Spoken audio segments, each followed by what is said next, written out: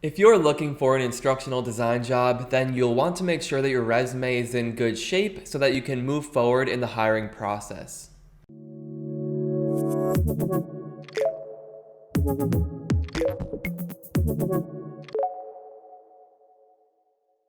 So in this video, I'll talk about the main things you should have on your instructional design resume, and I'll give you some tips about how to best position your past experiences to land instructional design work.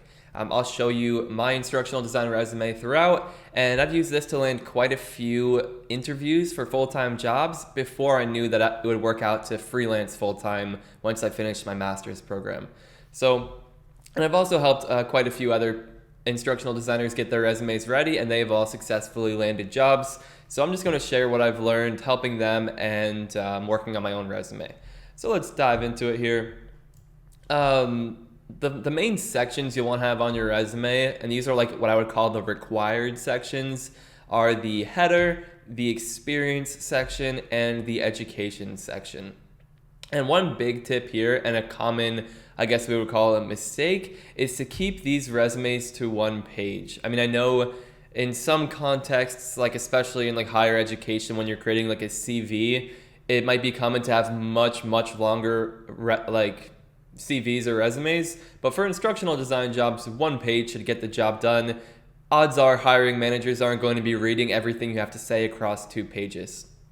So let's talk about each one of these sections. The first one is the header, and this is where you're just including some basic information, your name, your portfolio link, which is very important, and your contact information. So let me show you my resume here. So here's the header. I have my name very big. This matched my website design at the time. I had this kind of branding going on. And you can see the first thing you would see if your eye is traveling down this page is this website. And that was my portfolio website where I hosted all of my projects. And this is like your main goal with the resume. Like if the hiring managers or recruiters like what they see on here, they'll check out that portfolio website, and that's where you'll have all of your best work, and you can really let your personality shine through. So make sure that you have that link to your portfolio site very clear at the top of the resume. And if you're still working on your portfolio or you do not have one yet, check out my video on how to create an instructional design portfolio, because I walk you through it step by step over there. We also want some contact information. You can see I have my email address and my phone number, and that's the header: name, website, and contact information. So as long as you have those key pieces at the top, you are good to go for the header. So next up, we will have that experience section. And this is probably like the bulk of your resume. This is where you walk us through your past experiences and the responsibilities you held in each role. So my tip here is to use a resume action verb list. So if you're experienced at all with resume writing, you probably are familiar with those action verbs like spearheaded and led and executed. So these powerful verbs that really get to the root of what it is that you're doing. And we'll look at an example of this in a minute. This is just general resume writing tip, but make sure that for past roles, you're using the past tense for these action verbs, and for current roles, you're using the present tense. And if you have roles that are not like instructional designer, I suggest that you try to focus on the instructional design tasks that you performed in those roles. So I'll pull up my resume here and we'll look at examples for all of this. So here is my professional experiences section. You can see we have the company, we have the title that you held, and we have the location and the date. So these are all, again, key essential parts. But this is where I was talking about using the action verb list. Like once we get into these bullet points: design and develop custom e-learning, extend authoring tool functionality with custom code, and provide XAPI consulting and documentation. So I just Googled here a resume action verb list, and I found this really good list from the Muse. And you can see, like, if you led a project, here are these action verbs you can use: chaired, controlled, executed, headed, operated. If you envisioned and brought a project to life, like you can see how long this list is. If you save the company time or money, and they just give you all these really strong verbs that you can use for these different types of tasks. So That's good. Here's another instructional design role I held. This was part-time while I was in school, but yeah, led team of instructional designers, designed and developed e-learning, and partnered with subject matter experts.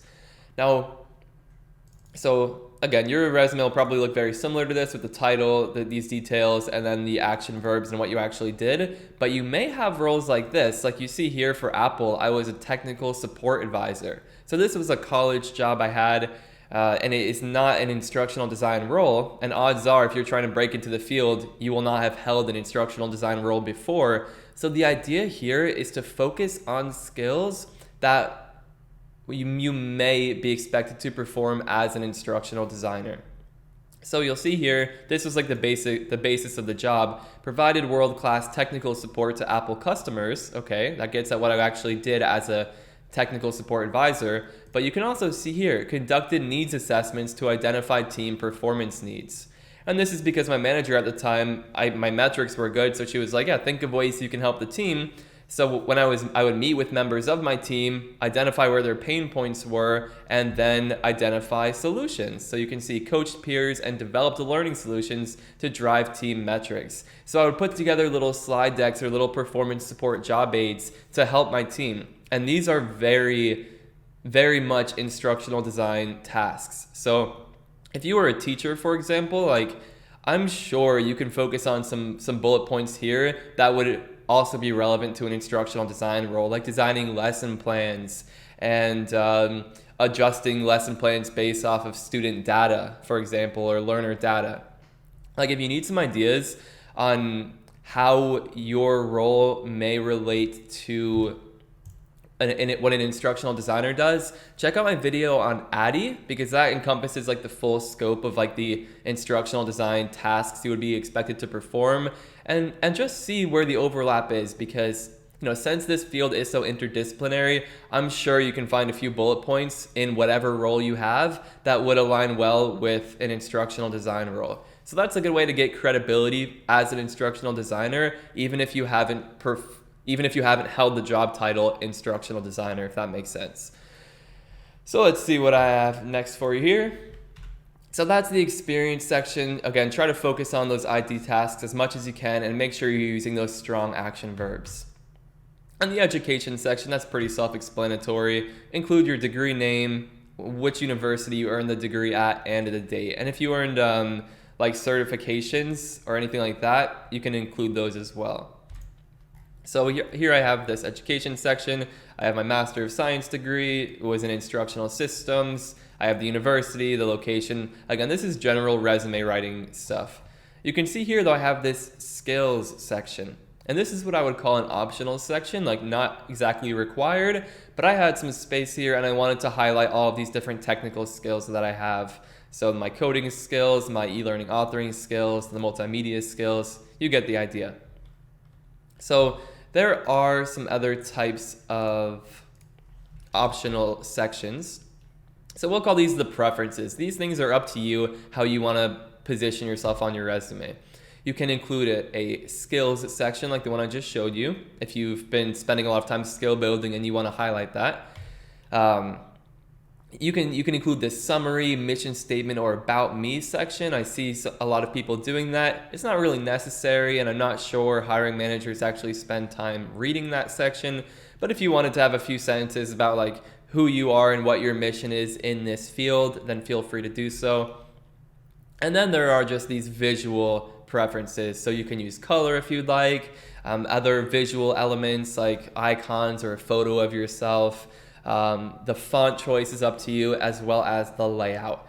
My biggest suggestion here is like don't have too much fun with your resume. Like at the end of the day, you want to optimize for like readability, make this information very easy to find and see. If you want a little bit of your personality to shine through, that's okay, but make sure you're not compromising like how easy your resume is to read or navigate.